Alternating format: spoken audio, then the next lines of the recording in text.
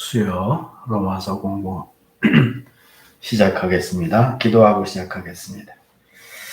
은혜가 풍성하신 아버지 하나님, 오늘도 하나님의 은혜로 저희들이 이 귀중한 하나님의 말씀 로마서를 또 공부합니다. 특별히 8장을 통해서 하나님께서 죄인된 우리들을 위해서 어떻게 구원하시고 사랑하시는지를 가르쳐 주시는데, 성령께서 이것을 깨닫게 하시고 믿게 하시오니 오늘도 이 말씀에 사모해서 듣는 모든 사람들에게 놀라운 은혜가 있게 해주시기를 간절히 바라고 예수님 이름으로 기도드렸습니다.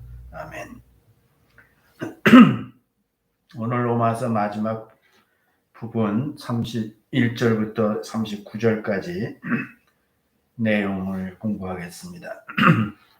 로마서 자체가 성경 중에 성경이라 이렇게 많은 사람들이 얘기를 하는데, 그 로마서 가운데서도 이 8장은 마치 반지의 그 다이아몬드 같은 것으로 그렇게 사람들이 귀하게 여깁니다. 왜냐하면 이 로마서 8장에는 우리가 지금까지 본 대로 하나님께서 우리의 구원을 어떻게 완전한 구원을 이루어 주셨는지를 일목요연하게 그렇게 잘 기록을 해 놓으셨기 때문에 우리가 이 로마서 8장을 특별히 사랑하게 되는 것입니다. 그 가운데서도 오늘 마지막 부분인데 여기 지금 나온 그 내용은 뭐냐면은 로마서 8장의 그 중요한 내용들인데, 죄의 사함에 대해서 이제 우리한테 말씀하셨어요. 결코 정죄함이 없다. 그리스도를 믿어서 그리스도 안에 있는 자에게는 결코 정죄함이 없다. 이렇게 해서 우리를 죄 가운데서 법적으로 하나님의 법으로 온전히 구원을 하셨다라는 내용이고요. 그 다음에 두 번째는 우리의 신분을 변하게 해주셨죠. 요한복음 1장 12절에 있는 말씀대로 영접하는 자 곧 그 이름을 믿는 자들에게는 하나님의 자녀가 되는 권세를 주셨다 그랬는데, 여기에서는 아들이라고 그랬죠. 우리가 예수 그리스도를 믿고 구원을 받은 사람들은 이제 하나님을 아버지라 부를 수 있다 그랬습니다. 그래서 우리는 이제 하나님과 우리와의 관계, 예수 믿어서 구원받은 사람의 관계는 마치 부자와 같은 것이다. 다시 말하면 예수 그리스도가 우리의 그 맏형과 같고 우리는 거기에 다 붙어있는 형제다, 이렇게 얘기를 하는데, 그거는 조금 더 우리가 다르게 얘기할 필요가 없는 거예요. 그거는 성경 전체를 통해서 우리에게 너무나 확실하게 얘기하고 있기 때문에 우리가 하나님을 종교적인 그런 의미로 아버지라고 부르는 것이 아니라 육신의 아버지와 같은 그러한 관계, 육신의 아버지를 우리가 이제 아버지라고 부를 때는 그런 실제적인 거죠, 그거는. 그래서 우리가 그런 관점에서 하나님을 아버지라고 부르고, 아버지라고 부른다는 것은 하나님이 응답하신다는 뜻이에요. 그래서 하나님께서 이제 우리를 아들로 대하시는 그런 신분의 변화가 있었다 그랬습니다. 그리고 이제 신분의 변화를 성경에서 얘기하는 그 목적은 뭐냐면, 우리가 이제 상속자라는 게 하나님의 나라를 유업으로 받는다는 거예요. 그리스도 안에서. 그리고 이제 오늘 마지막으로 세 번째는 완전한 구원과 완전한 관계에 있어서는 법적인 것도 중요하고 신분도 중요하지만은 그 사랑이 중요한 거죠. 인간과 인간 사이의 관계도 사랑이 완전케 하는 거죠. 사랑이 없는 관계는 오히려 부담스러운 관계가 될 수도 있어요. 근데 이제 사랑이 있으면, 정말 사랑하는 관계가 되면은 그 법적인 관계가 맺어진 것이나 또는 신분이 서로 이제 남편과 아내도 될 수 있고 자식과 부모도 될 수 있잖아요. 그런 것들이 이제 그 의미가 있죠. 진정한 의미가 있죠. 그것이 그렇게 된 거에 대해서 너무나 감사하고 그런 관계가 법적으로 보장이 되고 또 그런 관계가 된 것에 대해서 정말 두고두고 감사한 거죠. 어떨 때 사랑할 때, 사랑의 관계로 그 관계가 완전할 때 그렇단 말이에요. 근데 이제 세상에서도 그런 것이 있을 수는 있는데 그것이 이제 영원하지 않는 것이 문제죠. 죽음으로 헤어질 수도 있고 변할 수도 있죠. 그래서 영원하지 않은 게 문제인데 여기서는 영원한 거예요. 이거는 이제 이 사랑의 관계는 영원한 관계라는 말이죠. 그래서 그 관계, 영원한 사랑의 관계가 우리에게 주는 것이 뭐냐면 행복이라는 거예요. 행복. 하나님은 하나님의 형상대로 창조된 인간이 처음서부터 행복하기를 바라시는 분이에요. 행복할 수 있는 모든 여건을 하나님께서 다 이루어 주신 것이라고요. 그래서 인간은 그 행복을 누리기만 하면 되는 거예요. 그것이 부모가 자식이 행복하면 더 바랄 것이 없듯이 하나님도 마찬가지죠. 하나님도 하나님의 형상으로 창조된 사람이 행복하면 하나님은 더 바랄 게 없는 거예요. 인간에게. 그런데 인간이 그 행복을 스스로 이제 차버린 거죠.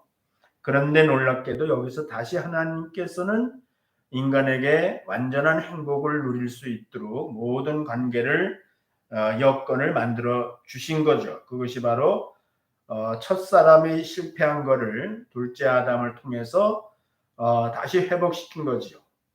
그래서 우리는 이제 첫사람의 운명을 벗어버리고 예수 그리스도를 구주로 믿는데 그것은 영적인 거예요. 영적인 것. 그렇기 때문에 우리가 이제 성령께서 믿는 사람들 마음 가운데 오셔서 그 성령님께서 이제 우리에게 그런 것들을 다 가르쳐 주시는 거예요. 우리가 사람이 서로 말을 하고 글을 볼 수도 있고 다 그러지만은 지금 예수님께서 복음을 완성하시고 승천하신 후에는 성령께서 정권을 가지시고 성령께서 주체가 되셔서 이 놀라운 하나님의 사랑을 하나님께서 이제 사람들에게 깨닫게 해주시는 거예요. 가르치시고 깨닫게 해주시고 믿게 하시고 그것을 이제 누리게 해주신 모든 것은 다 성령님이 하시는 거라고요. 그냥 영적인 거라고 내가 계속 얘기하죠. 이것은 영적인 거예요. 여러분들이 그거를 이 복음을 제대로 깨닫고 듣고 알고 깨달아서 정말 예수 그리스도를 믿고 여러분의 마음속에 그리스도가 나의 구주라는 사실에 대해서 흔들리지 않으면 그 내용이 분명히 있으면 그러면 그 사람은 영적인 사람이란 말이에요. 그렇게 된 것이 내가 한 것 같지만 사실은 성령이 아니고는 안 되는 거예요. 성령님이 그렇게 하신 거라고. 그러니까는 성령님으로 말미암아 이 놀라운 그 비밀이라고 그랬죠. 비밀 복음이 이 비밀이 우리에게 이제 듣게 되고 깨닫게 되고 믿게 된 겁니다. 그래서 성령님이 우리 안에서 그 믿음 가운데 나의 믿는 믿음 안에 계속해서 성령이 보증이 돼 주시고 그리고 끊임없이 성령께서 이제 더 넓게 더 길게 더 높게 더 깊게 그 하나님의 사랑을 알게 해주시는 거예요. 깨달아 알아가게 해주시는 거예요. 그게 이제 성령이 우리 마음 가운데 오셔서 우리가 육체 가운데 사는 동안에 평생 동안 성령이 하시는 일이 뭐냐 이렇게 물어볼 때 단도직입적인 대답은 뭐냐면은 하나님이 나를 어떻게 사랑하셨는지를 깨닫게 해주신다. 이렇게 대답을 하면은 아마 틀린 대답이 안 될 거라고요. 그래서 하나님이 사랑이시나 사랑의 하나님이라는 사실과 그 사랑의 하나님이 우리를 어떻게 사랑하셨는지를 알게 하시는 분은 성령님이에요. 성령님만 그걸 아셔요. 그래서 우리가 오늘 이 마지막 부분이 결국 뭐냐면은 여기 성령이라는 말은 나오지 않아도 결국 성령께서 지금 성령께서 교회 시대에 오순절에 성령이 오신 후에 하시는 일이 뭔지, 그 성령이 하시는 일의 결론이 뭔지 그거를 이제 얘기하고 있는 거니까 이건 아주 대단히 중요한 것이죠. 여러분들이 이 말씀을 또 읽고 또 읽고 또 읽고 하면서 그것이 여러분에게 실제로 믿어지고 하나님이 나를 이처럼 이토록 나를 사랑하시는구나 하는 것을 믿어지는 거에 비례해서 여러분이 이제 영적인 사람, 영적인 그런 그 수준이 드러난다 이렇게 볼 수도 있는 거예요. 결국 하나님의 사랑을 얼마나 제대로 알고 깨닫고 믿고 그 사랑이 실제로 여러분 마음에 역사가 있느냐, 행사가 이루어지느냐에 따라 그것이 이제 기독교 신앙의 어떤 그 성화라고 우리가 얘기해 성화, 거룩하다는 것은 그런 어떤 도덕 윤리적인 그런 차원이 아니고 진짜 거룩한 것은 하나님의 사랑이 거룩한 거예요. 하나님의 사랑이 사실은 거룩한 사랑이라는 말이에요. 그래서 그것이 이제 진정한 성화, 우리가 성화된다는 것은 뭐 죄를 하나도 안 지고 뭐 이런 쪽으로 생각하는 것이 아니라 내가 거룩하니 너희도 거룩하라는데 지금은 내가 사랑이니 너희도 사랑하라. 내가 너희를 사랑하지 너희 사랑하라 하는 것이 있기 때문에 지금의 그 하나님의 거룩은 사랑이다. 뭐 지금 그냥 결론적인 얘기를 해서 여러분들이 이해가 잘 안 될 수도 있지만은 이제 앞으로 여러분이 성경을 열심히 공부하고 듣고 배워가면서 이 말을 잊어버리지 않는다면은 과연 그것이구나 하는 것을 이제 깨달아 나갈 거예요. 뭐라고요? 하나님의 거룩은, 진정한 거룩은 오늘날 와서는 사랑이라는 거예요. 사랑. 그 얘기를 이제 하는 거예요. 뭐 사랑 얘기를 하려니까 우리가 보통 네 가지 사랑을 이해하고 있죠. 에로스는 그 애정을 의미하는 사랑인데요. 이 애정을 통해서 사람들이 이제 결혼해서 생명이 태어나는 거예요. 그래서 에로스에 의해서 태어나고, 스트로게의 사랑인데 이거는 본능적 사랑이에요. 이건 무슨 얘기냐면 어미가 자식을 무조건 사랑하죠. 그거는 그 스트로게의 사랑의 파워라는 건 굉장하죠. 자식을 위해서 심지어는 목숨을 내놓을 수도 있어요. 부모는 그런 스트로게의 사랑에 의해서 우리가 태어나서 사는 거예요. 그 사랑이 없어서 사람이 살 수가 없어요. 그래서 젖을 먹이고 24시간 워치하고 정말 어렸을 때는 그 아기가 뭐 아무것도 할 수 없죠. 그런데 엄마 아버지가 정말 눈동자 같이 지켜주어서 그 자식이 이제 자란단 말이에요. 그것을 이제 스트로게의 사랑이다 그러는 거예요. 그 다음에 이제 그래서 스트로게에 의하여 양육받으며, 그 다음에 필리아라고 그러죠. 필리아는 우정이거든요. 사회적인 관계에서 나타나는 사람과 사람 사이의 사랑을 말하는 거예요. 필레아에 의해서 다듬어지고, 인격이 다듬어지고, 그리고 이제 그 유명한 아카페죠. 아카페 즉 하나님의 사랑입니다. 이거는 아카페에 의해서 완성된다 이런 말이 있어요. 이건 뭐 말을 만든 거지만은 이제 이런 사랑이 있고 우리는 이런 사랑의 과정을 겪으면서 살게 되는데, 최후의 완성은 이제 아카페 사랑이다, 하나님의 사랑이다 이렇게 이제 얘기를 하는 거예요. 우리는 다 이 범주에 있는 거예요. 그래서 사실은 이 하나님의 사랑을 모르면, 아카페 사랑을 받지 않으면 우리가 완전해질 수 없죠. 세상에서는 뭐 좋은 부모 만나서 사랑을 받고 그리고 잘할 수 있지만은 그거는 완전한 것은 내가 완전해질 수는 없어요. 예수 믿고 구원받아서 이 오늘 얘기하려는 이 하나님의 사랑을 받을 때 우리는 그 사랑을 통해서 완전해질 수 있다 이렇게 말할 수 있는 거예요. 31절 32절 먼저 읽겠습니다. 그런즉 이 일에 대하여 우리가 무슨 말하리요? 만일 하나님이 우리를 위하시면 누가 우리를 대적하리요? 자기 아들을 아끼지 아니하시고 우리 모든 사람을 위하여 내어 주신 이가 어찌 그 아들과 함께 모든 것을 우리에게 은사로 주지 아니하시겠느냐? 여기에서 그 바울 사도의 그 어법이나 글을 쓸 때 쓰는 데는 다 이제 그 법칙을 가지고 쓰죠. 그 문장을 만들어 갈 때. 근데 여기서는 이제 극상법을 썼습니다. 극상법. 더 이상 없는 아주 최고의 극상법을 썼는데 그 극상법을 써가지고 한 얘기가 뭐냐면 우리가 무슨 말을 더 하겠냐? 이 복음, 이 일에 대해서는 그러니까 지금까지 우리가 공부한 것을 통틀어서 얘기할 수도 있는 거예요. 또 로마서 8장 1절부터 오늘 30절까지를 두고 얘기할 수도 있어요. 그리고 또 아니면 그 직전에 그 말씀을 가지고 얘기할 수도 있어요. 그렇지만은 어쨌든 여기서 더 이상 말이 필요하지 않다는 거예요. 더 이상 말이 필요하지 않다는 말보다는 그 이상의 말이 없다는 거예요. 우리가 말이 많잖아요.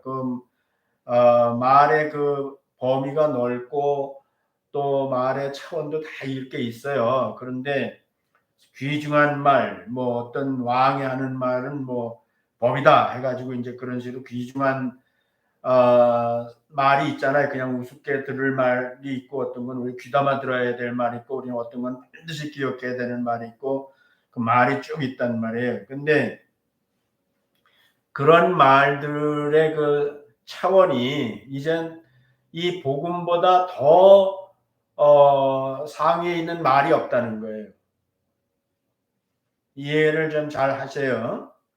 예, 우리가 이제 더 할 말이 없다 이런 뭐 그런 정도로 이해하면 안 되고 이 세상에 아무리 그 중요한 말이 있다 하더라도 그 중요한 말이 있지만 이 복음보다 더 중요한 말은 없다 이거예요. 이 인간 세상의 말 중에서 어떤 왕이 말하든 뭐 어떤 대통령이 말하든 어떤 그 신이 말하든 그거 위에 있다 이거 이 말은 이 복음 이거보다 더 위대한 말은 없다는 거예요. 인류 역사의 인간에게는 그렇게 이해하셔야 돼요. 그러니까 여러분들이 그 복음을 들었다. 이 복음을 들었다 하면 그것은 이 세상의 인간 세계에 그보다 더 중요한 말은 없는 거예요. 그보다 더 높은 말, 극상법이에요. 그보다 더 높은 위치에 있는 말은 없다고요. 그게 최극상이에요. 그 이상은 없는 거예요. 이 복음이라는 게 그렇게 이 복음의 말씀이라는 것이 그런 차원이라는 걸 여러분이 아셔야 돼요. 만약에 여러분들이 이 말을 듣고 이것이 하나님께서 수많은 하나님도 성경에 말씀하셨지만 그 많은 말씀 가운데서도 결국 이 복음이 그 모든 하나님의 말씀 중에서도 극상에 있는 말씀이라고 그 복음을 위해서 나머지가 다 있는 거란 말이에요. 그러니까 우리가 이 복음이라는 것은 내가 이 세상에 태어나서 이 귀가 뚫려서 수많은 소리를 들어요. 의미 없는 소리도 들리고 자연의 소리도 들리고 말로 소리도 들리고 다 들리지만요. 평생 이 귀는요. 우리가 소리를 듣는 거예요. 그런데 정말 그 우리 귀에 평생에 이 복음이 나한테 들려졌다. 누가 나한테 이 복음을 듣게 해줬다 혹은 누가 눈으로라도 우리가 복음을 보게 했다 하면은 말이죠. 그것이 얼마나 정말 내가 이 세상에 태어나서 얼마나 그것이 인간적인 말로 행운인지 모르는 거예요. 행운.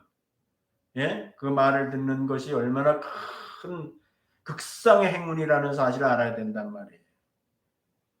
왜냐하면 그 이상의 말이 없으니까. 아름답도다 좋은 소식을 전하는 발이여 이렇게 말했는데 그 좋은 소식 그걸 아름답다 이건 극상의 그 아름답다는 거죠. 아름답다. 그러니까 이 복음이라는 것이 아름다운 거예요. 바로 인간에게 너무나 아름다운 거예요.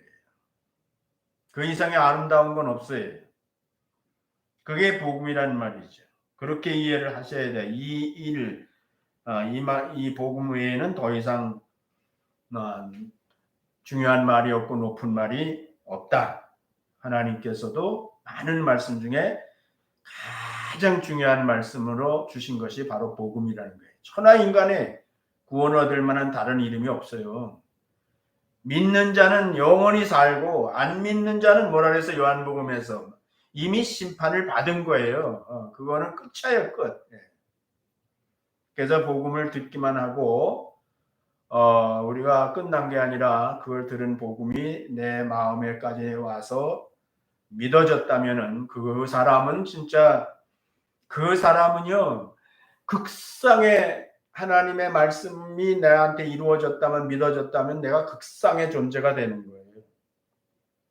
여러분이 인생에 지금 신분이 뭐든 뭐 성이 뭐든 뭐 하여튼 뭐 어떤 인종이든 그건 아무 상관없어요. 그건 아무 상관없고 여러분들이 이 극상의 더 이상 없는 이 복음의 말씀을 듣고 그걸 진짜 믿어서 여러분들이 지금까지 공부한 대로 하나님의 자녀가 됐다는 사실을 여러분들이 스스로 자기 자신에게 인정할 수 있다면은 성령께서 여러분 안에서 그거를 보증해 주시는 게 분명하면은 그러면 여러분들은 막 아주 극상의 존재가 된 겁니다. 극상의 존재가.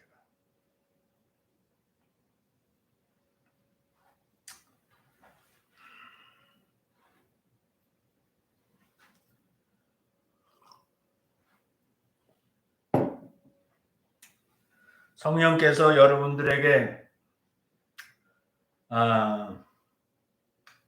이 사실이 믿어지게 해 주시기를 바래요.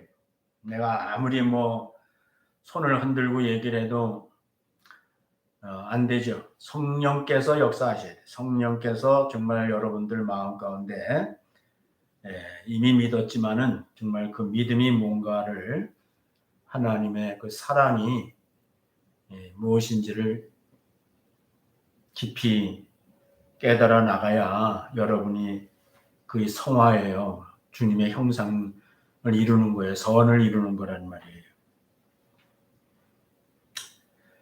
하나님이 위하시면이라는 말이 나왔죠. 하나님이 우리를 위하시면 우리가 읽은 본문에 하나님이 우리를 위하시면 이것도 극상이죠. 하나님 이상의 존재는 없잖아요.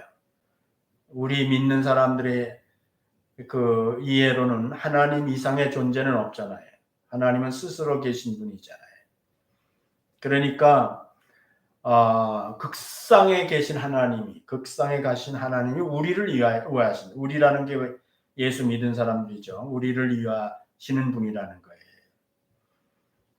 그러니까는 계속해서 극상이에요. 그러니까는 우리가 듣는 복음도 극상이고 그 예수를 그 극상의 복음을 듣고 믿은 우리를 위하시는 분도 하나님이신데 그 이상의 존재는 없다고.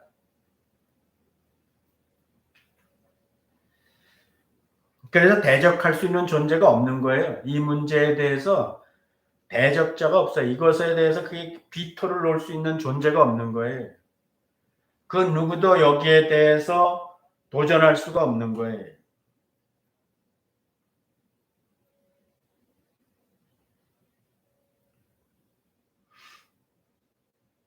그래서 대적하리어라는 거는 뒤집어 얘기하면 없다는 뜻이죠. 대적할 자가 없다 이런 얘기입니다. 그래서 여러분들이 예수 믿고 하나님의 자녀가 된 것을 무효화시킬 수 있는 존재는 하늘과 땅에 없는 거예요. 그래서 여러분들이 그거를 예수 믿고 구원받았다는 것에 대해서 흔들릴 필요가 없는 거예요. 오늘 이 말씀을 듣는 로마서 등록하고 공부하시는 분들은 바라기는 정말 이 말씀을 통해서 여러분들이 절대로 흔들리지 말고 극상의 하나님에 의해서 극상의 복음을 통해서 내가 극상의 존재가 됐다는 사실에 대해서 조금 더 의심하지 말고 흔들리지 말아야 돼요. 그럴 때 여러분들이 예수 믿는 것이 성령이 기뻐하시고 그리고 예수 믿은 사람들의 맨 마지막에 행복이거든요. 그 행복을 죽어서 천국 가서 누리는 게 아니고요. 이런 말씀을 주신 것은 우리가 지금 누리라는 거예요. 지금 그 믿음으로 승리자 같이 살라는 말이지. 못 살면 억울한 거죠. 네. 못 살면 억울한 거예요. 여러분들이 그런 그 놀라운 차원의 삶을 못 살면은 여러분만 억울한 거라고. 그 이미 보장되어 있는데. 32절 자기 아들을 아끼지 아니하시고 우리 모든 사람을 위하여 내어주시니 어찌 그 아들과 함께 모든 것을 우리가 건설해 주시 아니하겠느냐. 그러니까 이게 극상법에서 이제 자기 아들이 나옵니다. 아들. 하나님께서 자기 아들을 아끼지 아니하고 내어주셨다 이거예요. 그러니까 하나님 편에서 우리를 위해서 우리 대신에 내어줬죠. 우리를 구원하시기 위해서 예수님을 내어주셨단 말이에요. 우리가 지난 시간에 주일날 붙였단 말 썼죠. 죽음에 붙여버렸단 말이에요. 그러니까 더 이상 없어요. 더 이상 하나님이 아끼실 게 없어요. 하나님이 우리를 위해서 내어주신 것은 극상의 차원에서 내어주신 거니까 그 이상은 없어요. 그러니까 무엇을 아끼겠느냐는 말은 또 다른 구원도 없고 우리가 또 다른 것을 불만족해서 우리가 예수 믿는 것 갖고 부족함을 느끼면서 뭔가를 더 내가 하나님께 받아야 되지 않겠나 하는 그러한 마음을 가지면 안 되는 거죠. 이 이상은 없으니까 이미 우리에게 모든 것을 다 주신 거나 마찬가지죠. 극상 이하의 것은 다 거기에 딸려 있는 거예요. 거기에 다 이미 소유권이 넘어가 있는 거라는 말이죠. 그래서 그거를 우리가 이해를 하는 것이 31절 32절에서는 중요한 거예요. 다시 얘기해요. 극상법을 썼는데 더 할 말이 없고 인간이 들을 수 있는 말 중에 그 이상의 말이 없고 복음보다 그 다음에 하나님 위에 어떤 자도 존립할 수 없고 근데 그 하나님 우리를 위하시고 그리고 우리를 위하시는 그 하나님께서 실제로 우리를 위하신 것이 아들을 아끼지 아니하시고 우리에게 내어주셨어요. 극상의 존재를 우리에게 주셨단 말이에요. 그러니까 뭐 더 이상 바랄 것이 없죠.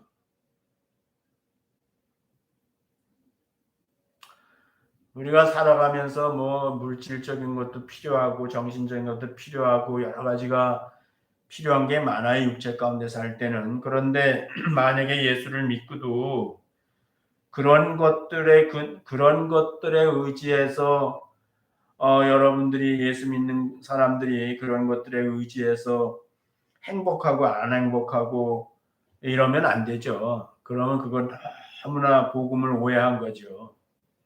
그런 차원에서 울고 웃고 그걸 우리가 기복신앙이라고 그러잖아요. 예수 믿고 뭐 이 세상에서 잘 되고 남보다 더 많은 것들을 소유하고 더 높아지고 뭐 더 건강해지고 이런 것들에다가 초점을 맞추면은 그거는 논리가 안 맞는 거예요. 극상을 내가 다 받았으면 그러면 나머지 것들이 다 그 안에 있는 것이니까 우리가 그런 것들이 목적이 되면 안 되는 거죠. 복음을 그렇게 해놓으면은 복음이 뭐 미신하고 뭐 크게 다를 게 없지요. 여러분들이 남은 생애가 얼마일지는 잘 모르겠는데요. 바라기는 정말 어느 때에 여러분들이 이것을 깨닫고 진정으로 그런 모든 것로부터 자유함을 가져야 돼요. 그건 이미 자유하다는 것은 뭐냐면 다 내가 소유하고 있다는 거예요. 소유한 거나 다름이 없는 거예요. 그래서 그런 것들을 쫓아다니는 것이 아니라 그건 그냥 필요한 대로 하나님께서 이미 다 우리한테 공급하실 것들이니까 그런 것에 대해서 자유함을 가지고 살면은 그것이 바로 성화의 성화. 그것이 이제 이 극상의 내용을 통해서 하나님이 나를 어떻게 사랑하셨는지를 알게 되면은 그러면 이제 더 바랄 것이 없는 거예요.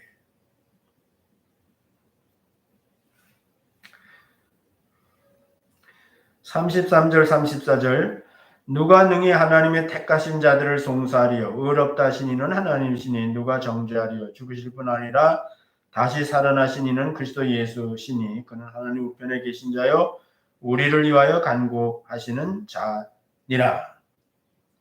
송사가 없다. 더 이상 누가 우리를 위하여 송사하리요. 그러니까 고발한다는 말이죠. 고발. 그 송사를 할 수가 없어요. 할 수 없다는 걸 말하는 거예요. 아무도 우리를 죄로 인해서 송사할 존재가 없어요. 존재가 안 돼요. 그 송사가 받아들여지지 않아요. 그건 아예 법정에서 지난번 뭐 미국에 우리 사니까 지난 대통령 선거 때 부정선거 했다고 그래가지고 그 트럼프 대통령 쪽에서 부정선거에 대한 뭐 여러 가지 법정 그 판단을 위해서 그 내용들을 그 법정에다 제출을 했는데 그 법정에서 아예 그거를 받아주질 않았잖아요. 그 송사의 대상이 안 된다 그랬잖아요. 그래가지고 그것이 다 그냥 법적으로 법원에서 대법원에서 그걸 그 뭐죠 그 접수를 안 해버렸어요. 송사가 안 되는 거예요. 뭐 그 얘기 그게 옳고 그런 거는 지금 내가 얘기하는 게 아니에요. 그런 거라는 말이 그런 거. 그러니까는 우리를 위해서 누가 뭐 무슨 이유에서든지 그 재판을 걸면 송사를 걸면 하나님 편에서는 최고의 재판자이신 하나님께서는 그거를 송사 받아들여 접수를 안 해버린다는 거예요. 접수를 할 자격이 없다는 거예요. 그 정도로 예수 그리스도께서 우리의 죄를 완벽하게 속죄를 하셨다는 거예요.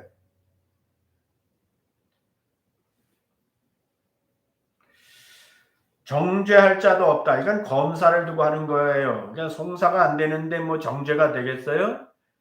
재판 자리에서 법정 다툼을 하면은 이제 검사가 그 구형을 하잖아요. 징역 몇 년 뭐 이렇게 구형을 하잖아요. 근데 그럴 자가 없어요. 그럴 일도 없다는 거예요. 정죄가 될 수가 없는 거예요. 아시겠어요? 내가 예수 그리스도를 믿으면은 그게 뭐 믿기 전에 지은 죄든 또 믿은 후에 우리가 연약해서 육신 가운데 있음으로 말미암아 그게 도덕이나 율법이나 뭐 아니면은 윤리나 뭐 이런 면에서 혹시 양심이나 이런 면에서 우리가 실수하고 그렇게 그런 것들을 따라 살지 못한 부분이 있다 하더라도 그런 것들이 절대로 그 송사도 안 되고 정죄도 안 되는 거예요. 그러니까 지난번에 자유에는 윤리가 있다 그랬잖아요. 그러니까는 우리가 그것을 제대로 깨닫고 그 마음에 그것이 확신이 있고 그것이 나에게 얼마나 크게 다가오는지에 따라서 우리는 오히려 죄를 우습게 여긴다고요. 이쪽이 너무 크니까 내가 받은 은혜가 너무 크니까 다른 것들에 대해서는 사실 그 관심이 없는 거예요. 그런데 혹시나 우리가 아직 믿음이 연약해서 그런 면에서 자유롭지 못한 부분이 있다 하더라도 그거를 누가 송사하거나 정죄할 수 없는 거예요. 그건 이미 하나님이 법정에서 다 해결해 놓은 거예요. 판결이 내려져 있는 거예요. 그래서 1번 1조의 원칙이라는 법정 윤리에 의해서 또 그거를 심판할 수가 없어요. 죄에 관한 하나, 죄에 관한 하나.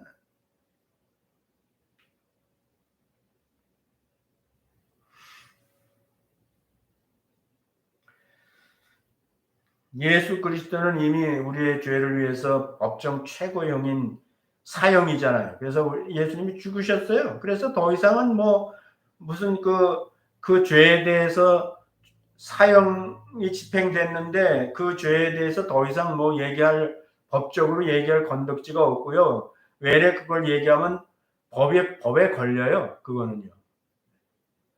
그만큼 우리는 우리 죄가 어, 확실하게 해결이 됐다는 걸 다시 한번 확인해 주는 거예요. 그리고 그 예수는 다시 살아나셨잖아요. 우리의 죄를 위해서 법정에서 최고형으로 하나님의 법정에서 죽으신 예수 그리스도는 다시 사신 자요 이렇게 나오는 거예요. 이거의 대속의 법적 증거라고 그랬어요. 대속의 법적 증거. 그러니까 이거는 예수님은 의인이시기 때문에 죽을 수 없는데 그분이 죽으셨단 말이에요. 그러면 그분이 자기 죄를 위해서 죽느냐 나의 죄를 다른 사람의 죄를 위해서 담당해서 죽으셨으면은 그분이 담당할 수 있는 자격이 있다는 것을 증명해야 돼요. 그것을 증명하는 건 그분 자신은 다시 살아나셔야 그분이 의인이었다는 것이 드러나는 거예요.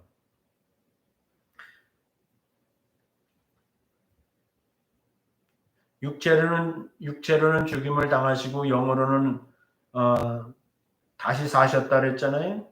그리고 천사들에게 보이셨다 그랬잖아요. 천사들이 그것을 증거한단 말이에요. 그 하자가 없다는 것을. 그래서 예수님이 다시 살아났다는 것이 우리의 대속의 법적 증거예요. 그 증거. 그리고 예수가 이제 그리스도입니다. 그리스도 예수라고 그랬어요. 여기서는 그리스도 예수시니 다시 살아나신 이는 그리스도라고 그리스도 구세주. 그래서 그분은 인성과 신성을 겸비해서 인성으로는 확실히 죽으시고 신성으로는 하나님의 아들로 다시 살아나셔서 우리의 죄를 대속했다는 증거로서 그분이 살아있는 거예요. 그래서 그분이 증인으로서 살아있는 거예요. 증거가 되고 우리한테는 증거가 되는 거예요. 그것이. 여기 하나님 우편에 계시다 그랬잖아요. 하나님 우편에. 이건 하나님의 의라는 뜻이에요. 하나님 우편에 계시다는 것은 예수 자체가 하나님의 의라는 뜻이라고. 그리고 우리는 예수 안에 있기 때문에 우리도 똑같은 하나님의 의가 우리에게 주어진 거라는 말이에요. 우리의 위치가 예수님이 하나님 우편에 있다는 건 오늘 예수 믿는 사람들의 하나님과의 관계에서 위치가 어디에 있다는 걸 알려 주는 거예요. 그래서 여러분과 저는 지금 여기 이렇게 살고 육체 가운데 사실은 살고 있지만은 하나님이 보실 때는 영적으로는 여러분들과 내가 예수 안에 있기 때문에 아버지 우편에 있는 거예요. 아버지 우편에는 누가 있어요? 거기는 하나님의 의가 아니면 있을 수가 없는 거예요. 하나님의 의와 동일한 의를 가지고 있어야 아버지 우편에 있을 수 있는 거예요. 그래서 우리가 예수 믿는 사람이 얼마나 안전한가, 너희가 얼마나 안전하다는 것을 이 세상에서 믿음으로 알기를 바라고 그런 안전함을 누릴 수 있기를 바라는 거예요. 그리고 예수님은 우리를 위하여 간구한다 그랬어요. 아무도 그 앞에서 송사 정죄 못하는 이유가 뭐냐면은 예수님이 하나님 우편에서 우리를 위해서 우리가 누가 예수 믿은 사람들을 위해서 간구한다는 말은 뭐 증거가 돼 주신다는 거예요. 당신이 증거가 돼 주신다는 거예요. 요한일서에서는 대언한다 그래서 대언한다. 아버지 앞에서 대언한다 그랬어요. 그래서 여러분과 저에게 있어서 우리의 변호사는 우리를 변호하시는 분은 누구냐? 예수라는 말이지. 예수님. 그래서 그분은 아주 확실한 증거자로서 스스로 자기가 증거자로서 아버지 앞에서 아버지 우편에서 우리를 위하여 대언하시고 간구하고 계시기 때문에 아무도 우리를 정죄할 수 없어요. 우리를 송사할 수 없어요. 이건 확고한 보증입니다. 확고한 보증이에요. 실제로는 이제 그거는 성경을 통해서 우리가 그렇구나 하는 걸 아는 거고요. 내가 그런 존재라는 거를 실제로 경험하는 거는 성령님이에요. 성령이 삼위일체 하나님이시라고 그러잖아요. 그 하나님이 영으로 내 마음 가운데 계시다는 것 자체가, 그것 자체가 우리가 그 의란 말, 우리가 그 하나님의 의가 나한테 이루어졌다는 걸 말하는 거예요.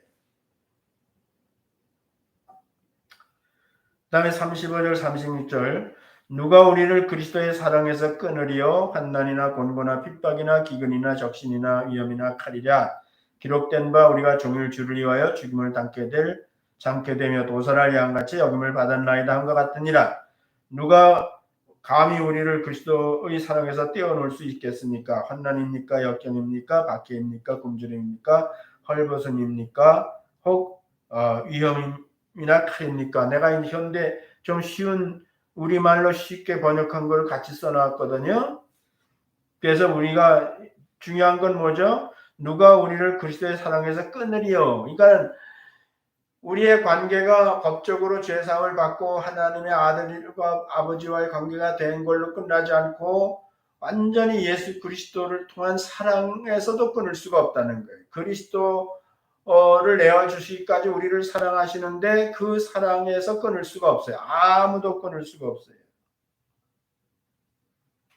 끊어지지 않는 사랑이라는 말이에요. 내가 처음에 얘기했죠. 세상의 모든 세속적인 사랑은 끊어진다고. 그런데 이 사랑은 영원히 끊어지지 않는 사랑이라고.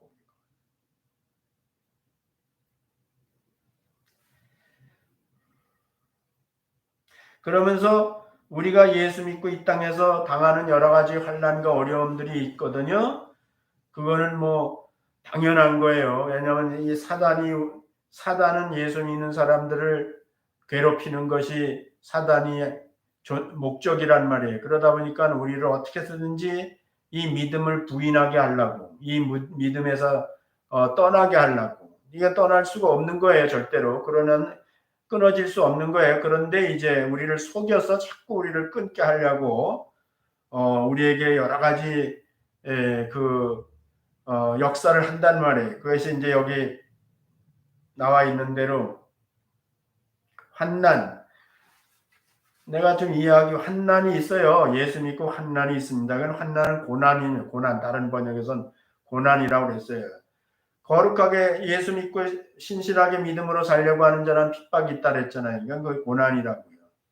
곤고는 역경을 말하는 거예요. 비슷한 거죠. 그 다음에 이제 기근은 핍박은 박해를 말하는 거예요. 기근은 굶주림을 말하는 거예요. 적시는 헐벗는 걸 말하는 거예요. 옷이 없어요. 그래서 그 추위에 떨고 이제 그러는 걸 말하는 거예요. 지금은 뭐 우리가 그럴 세상은 아니지만 그 바울 사도가 이걸 쓸 당시에는요 사람들이 옷이 없었어요. 그래서 이게 성경에도 보면 옷을 저당 잡히면 그것은 그날로 다시 돌려주라고 그랬어요. 왜냐하면 옷이 없으니까 뭐 여러 가지를 옷장에다 뭐 옷을 쫙 쌓아놓고 입는 게 아니라 한 벌 갖고 평생을 입듯이 사는 거니까 그 옷이 없으면은 맨살이 나오고요. 그러면 그게 살 수가 없지요. 그래서 이게 헐벗음이라는 적신이라는 말로 어려운 말을 썼는데 이거는 헐벗었다는 거예요. 그 다음에 위험이라는 건 여러 가지가 자연의 위험도 있고 많이 있는데 여기서 복음을 믿었을 때 오는 위험은 테러죠. 그 당시는 테러입니다. 바울 사도도 몇 번 죽을 뻔했잖아요. 40명이 죽이지 않으면 먹지도 않고 마시지도 않겠다고 덤빈 사람들도 있었고 그렇기 때문에 예수 믿는 사람들을 테러하는 그런 일들도 있었고요. 이거는 이제 목베임을 말하는 거죠. 그래가지고 그런 일들이 있고 그 다음에 도살할 양 하루 종일 도살할 양같이 여김을 받았다는 말은 그러니까 뭐 사단이 우는 사자와 같이 삼킬 자를 찾듯이 계속해서 예수 믿는 사람들을 위협하고 두려움에 떨게 하고 그렇게 한다 이 말이지. 그러니까 이런 일들이 있다 하더라도 결국 누가 그리스도의 사랑에서 끊을 수 있느냐 없다는 거죠. 그리고 우리가 내면적으로 겪는 이러한 예수 믿는 것을 통해서 세속적인 이 사단의 역사와 여러 가지 세속적인 불이익에 의해서 당하는 이런 어려움도 그 사랑에서 끊을 수 없다는 거예요.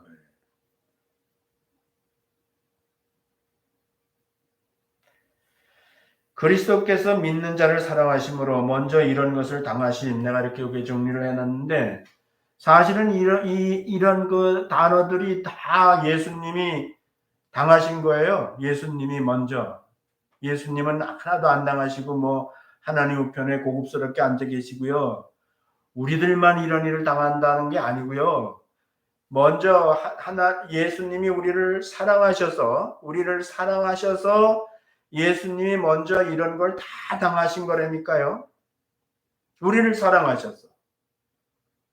예수님은 이런 거 거절할 수 있었어요. 그럼에도 불구하고 당신이 스스로 이런 모든 고난을 다 역경을 박해를 굶주림을 헐벗음을 항상 그 예수를 죽이려고 했던 테러의 위험과 이런 것들을 당하셨다니까요.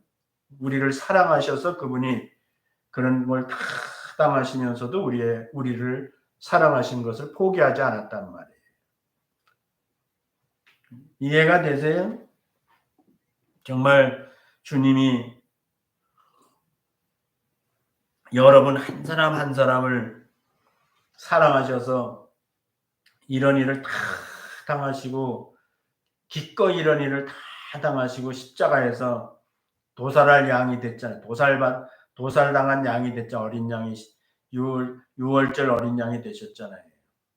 여러분과 나를 위해서 사랑하셨어. 그러니까 예수 그리스도께서 우리를 사랑하심으로 이런 것들이 예수님이 우리를 사랑하는 것을 포기하지 못한 것 같이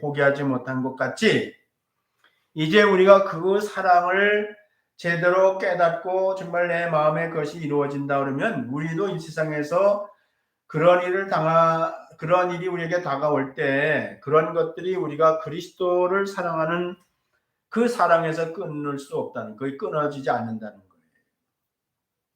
사랑은 죽음보다 강하다고 아가성가에 써 있어요. 그렇기 때문에 이 사랑의 관계라는 것은 완전한 관계라고 이미 전제했죠.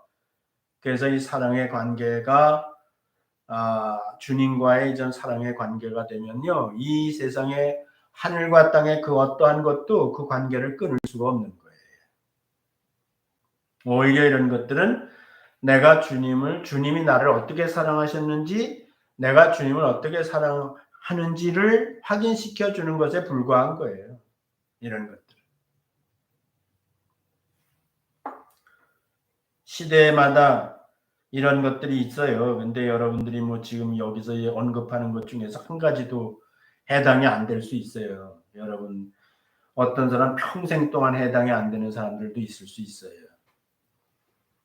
그러나 해당이 되든 안 되든 예수님이 우리를 사랑하신 것이 이렇게 사랑하셨다는 것이고요. 여러분들은 그게 해당이 안 돼도 사랑은 똑같이 할 수 있어요. 꼭 그런 것들을 당해야만 그 가운데서 내가 주님을 사랑하기 때문에 이런 거 당하는 거를 기쁨으로 받아들이고 이렇게 안 해도요, 얼마든지 주님을 사랑할 수 있어요. 여러분들이 사는 삶의 모습 속에서 주님을 사랑하기 때문에 여러분이 스스로 절제하고요, 그렇게 살 수 있어요. 37절, 38절, 39절 마지막이에요. 그러나 이 모든 일에 우리를 사랑하시는 이로 말미암아 우리가 넉넉히 이기느니라. 결국은 이 얘기를 하는 거죠. 결국은 우리가 예수 믿고 그 당시 바울 사도 당시에 얼마나 많은 어려움이 있었어요. 예수 믿는 것 때문에. 뭐 바울만 그런 게 아니라 뭐 베드로 같은 사람도 처음에는 뭐 무서워서 예수를 부인하고 그랬잖아요. 근데 나중에 깨달았잖아요. 예수님이 십자가에서 죽으신 것이 자기를 사랑하셔서 죽으셨다는 걸 알게 되었을 때 다시 살아나신 예수님을 만나서 요한복음 21장에서 내가 나를 사랑하느냐 할 때 내가 주를 사랑하느냐 사랑이다 3번씩이나 고백을 했는데요. 베드로가 어떻게 주님을 사랑할 수 있어요? 주님이 자기를 어떻게 사랑했었는지를 비로소 깨닫게 되고 그게 믿어지니까 베드로는 주님 복음을 위해서 영혼들을 위해서 자기가 믿는 것이 그 하나님 예수 그리스도의 사랑이 어떤 사랑이라는 것을 죽음으로 증거했죠. 우리 성경에 안 써 있어도 그는 십자가에 거꾸로 스스로 원해서 못 박혀 죽였다 그랬잖아요. 그러니까 이게 그냥 글로만 있는 게 아니라니까요. 사람들이 그렇게 그 사랑을 증명했다니까요. 베드로 같은 사람들을 통해서. 바울사도 마찬가지죠. 그래서 이게 공허한 말이 아니에요.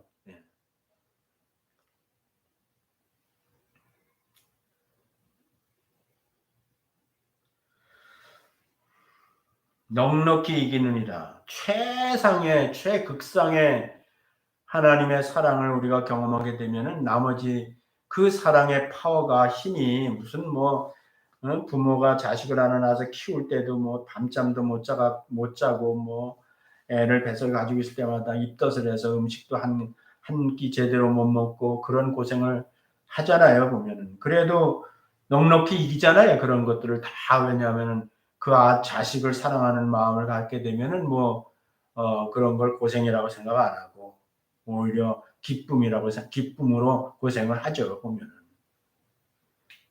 그러니까 정말 이 하나님의 극상의 나를 향한 사랑을 깨닫게 되면은 이런 것들은 아무것도 아니다 이렇게 될 수도 있는 거죠.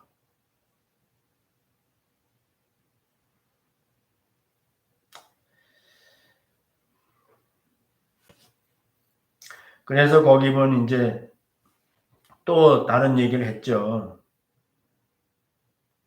사망이나 생명이나 천사들이나 권세자들이나 현재일이나 장래일이나 높음이나 기쁨이나 다른 아무 피조물이라도 우리를 우리 주 예수 그리스도 안에 있는 하나님의 사랑에서 끊을 수 없느니라. 여기서 이제 하나님의 사랑이라고 나왔고 아까는 예수 그리스도의 사랑이라고 나왔죠.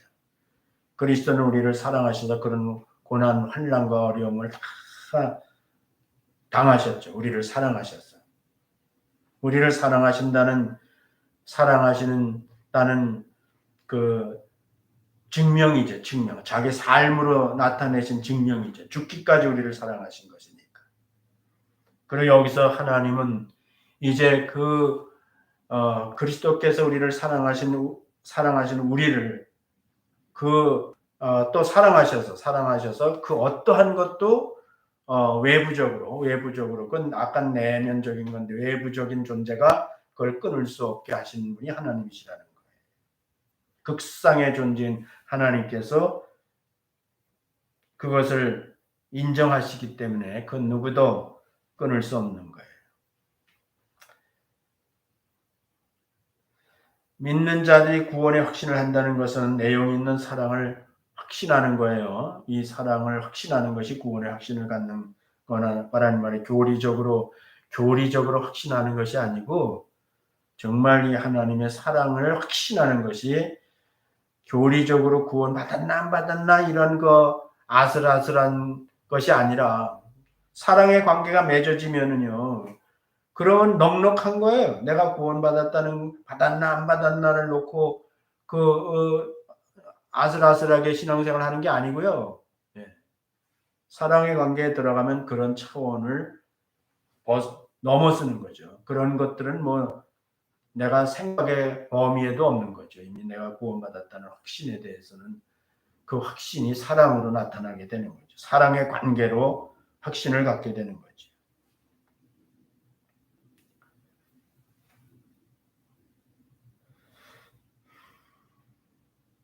사망과 생명이라는 건 사나 죽으나 그 끊을 수 없다는 거예요. 삶이 끊을 수 없고 죽어도 끊을 수 없다는 거예요. 천사라는 말은 사단을 포함한 영계에 있는 모든 것을 말하는 거예요.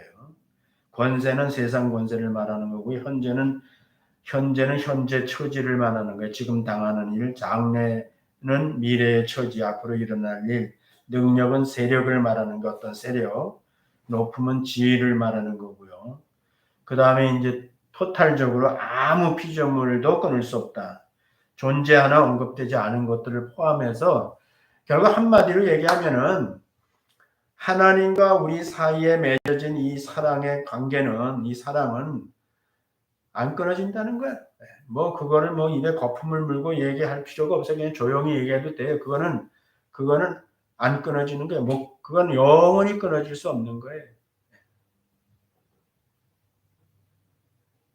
그냥 조용히 여러분들이 묵상을 하고 생각을 하면서 이 말씀이 이것이 기록됐어요. 이 명문화로 기록됐어요. 누구한테 이렇게 듣고 잊어버리는 말이 아니고 언제든지 볼 수 있어요. 그렇기 때문에 이 말씀이 여러분에게 가장 극상의 말씀으로 생각하고 귀담아서 정신 차려서 잘 보고 그것이 실제로 여러분 안에 이루어져야 되는 거예요. 누릴 수 있어야 되는 거예요. 우리가 이제 개인적인 얘기로만 얘기하지 말고 교회를 보라고요. 교회. 2000년 교회 역사 동안에 얼마나 많은 이런 현상이 있었습니까? 진짜 그야말로 기독교를 없애버리기 위해서 믿는 사람들을 멸망시키려고 해서 바울 때부터 예루살렘 교회 때부터 시작해가지고 뭐 어느 시대인들 그런 데가 그러지 않은 데가 어디 있어요? 지금도 마찬가지죠. 모양만 다를 뿐이지. 그러니까 하나님의 교회를 사단이 그렇게 하고요. 그 교회에 속해 있는 우리 한 사람 한 사람에게 또 구체적으로 사단이 그렇게 해서 하나님의 사랑을 의심하고 우리를 끊어놓고 그 사랑의 완전한 관계에서 행복을 누리지 못하게 하는 거예요. 사단은 우리가 행복한 게 제일 싫은 거예요. 사람이 불행하고요. 밤낮 울고 불고 싸우고 죽이고 이런 것이 사단이 원하는 거거든요. 근데 우리가 이제 정말 이런 어떤 상황과 경우에도 상관없이 그 마음이 행복한 거는 사단이 못 견디죠. 못 견뎌. 이거는 정말 자기가 그거 볼 수가 없는 거예요. 사단은. 그래서 별짓을 다 하는 거예요. 지금도 보면. 여러분들이 그거 아셔야 돼요.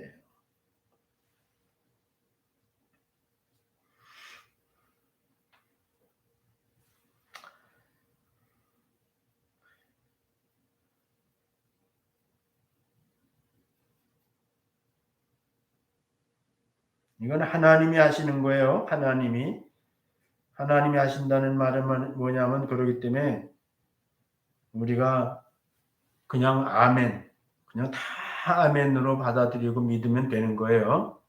예, 여기에 그 누구도 여기다가 영향을 줄 수가 없어요. 자, 오늘 이렇게 하나님과의 관계에서 가장 완전한 관계는 사랑인데 그 사랑이 이미 나타난 바 됐단 말이에요. 이미 이루어졌단 말이에요. 내가 알고 누리기만 하면 된단 말이에요. 이건 그냥 들어만 보세요. 세속적인 사랑은 이 세상에서 사랑이라는 것은 상대적인 사랑이에요. 조건적인 사랑이에요. 그러나 기독교의 사랑은요. 무조건 사랑이에요. 일방적인 사랑이에요. 하나님이 우리를 사랑하시는 부모가 자식을 낳아서 그 자식을 사랑하듯이 하나님은 우리를 무조건 사랑하시는 거예요. 조건에 따라서 상대를 골라서 사랑하고 그러는 게 아니에요. 세속적인 사랑은 감정에서 의지로 가는 거예요. 과정이. 먼저 사랑이라는 게 감정에서 의지로 가는 거예요. 세속적인 사랑은. 그래서 우리가 남녀지간에도 사랑하다가 의지는 결혼하자 해가지고 결혼으로 가는 거예요.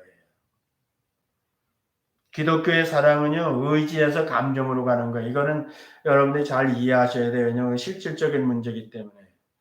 기독교의 사랑은 감정으로부터 시작되는 게 아니에요. 자꾸 우리가 감정으로 사랑을 느끼려고 그러면은, 세상에서는 감정이 먼저기 때문에 자꾸 그런 식으로 하나님의 사랑도 느끼려고 그러는데, 그거는 굉장히 위험한 거예요. 기독교는 먼저 의지에서 감정으로 가는 거예요. 의지라는 거는 뭐냐면은 지식이 있어야 돼요. 지식을 통해서 확실하게 내가 내용을 알고 그거를 의지를 굳혀서 예수를 믿었을 때 그때 이제 감정으로 진행될 수 있어요. 그래서 하나님께 감사하고 어떤 사람은 눈물도 흘릴 수 있고 기뻐 날뛸 수도 있고 그거는 이미 의지에서 감정으로 옮겨갔기 때문에 그런 거예요. 그래서 세속적인 사랑은 감정이 변하면 의지도 변하는 거예요. 이 세상의 사랑이라는 거는 감정에서부터 시작됐기 때문에 감정이 변하면요. 자기가 어떤 의지를 가지고 결정했다 하더라도 거기도 변해요. 서로 사랑해서 했잖아요. 의지를 구사해서. 그런데 감정이 변하면요, 그 의지까지도 파괴될 수 있어요. 엄밀히 말하면 사랑이 아니라 그건 집착이라고 그래요. 집착. 그래서 세속적인 사랑은요. 기독교의 사랑은 감정과 상관없이 의지에도 변함이 없어요. 기독교의 사랑은 그렇기 때문에 감정의 변화가 의지에 영향을 주지 않는다고요. 잘 이해했으면 좋겠어요. 우리가 하나님이 나를 사랑하시는데 내 감정은 하루에도 12번씩 바뀔 수 있어요. 여러분들이 뭐 죄를 짓고 나면 그래도 하나님이 나를 사랑하실까? 나 같은 사람을 하나님이 진짜 사랑하실까? 하면서 여러분들이 쩔쩔맬 수 있어요. 감정적으로. 다시 얘기해요. 기독교의 사랑은 감정에서 의지로 가는 게 아니고요. 의지에서 감정으로 갔기 때문에 감정은 변해도요. 의지에다 영향을 주는 게 아니란 말이에요. 그러지 않으면 여러분들이 실수해요. 사단의 속임수에 넘어가 가지고요. 여러분들이 예수 믿고도 계속해서 율법적인 두려움 속에서 정죄와 송사의 두려움 속에서 살 수 있어요. 그러는 한은 여러분들이 이 차원의, 이 극상의 차원의 하나님과의 사랑의 관계를 누릴 수 없어요. 영적, 인격적, 행동적 사랑이 기독교 사랑이에요. 그래서 그는 아가페의 사랑인데 아가페의 사랑은 거룩의 절대라고 그래요. 거룩의 절대. 아가페의 사랑이 뭐냐면은 거룩이 절대적으로 나타나는 것이 아가페의 사랑이라는 거예요. 그건 거룩을 동반한 사랑이라고 그래요. 거룩을 동반한 사랑. 그래서 이때 하나님도 거룩하시고 하나님도 의로우시고 또 예수 믿는 자를 의롭다 하려 하십니다. 그래서 이때가 뭐냐면 예수님이 십자가에서 우리 죄를 위해서 법적으로 다 죄값을 치를 때, 그럴 때 하나님의 의의 손상을 입지 않고 죄인이 예수 믿고 의롭다함을 받을 수 있는 순간이 됐단 말이에요. 그때가 됐단 말이에요. 그렇게 하시기 위해서 예수님이 십자가에서 죽으셨단 말이에요. 그래서 이걸 거룩을 동반한 사랑이라 해서 거룩의 극치는 결국 사랑이다 이렇게 얘기하는 거예요. 오늘 여러분들이 우리가 감정적인 사랑에 대한 얘기를 하지 않고 예화를 들어서 우리의 마음이 울렁거리게 하는 것도 없고 그랬지만요. 여러분들 이건 진리예요.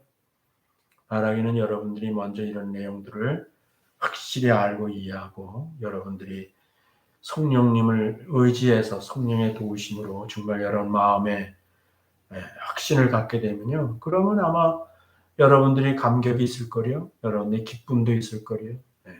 그렇게 해서 여러분들이 전인격적인 영적, 인격적, 행동적 사랑의 그 차원, 아가페의 사랑의 차원에서 평생을 행복하게 살 수 있어요. 그렇게 사시기를 바랍니다. 기도하겠습니다.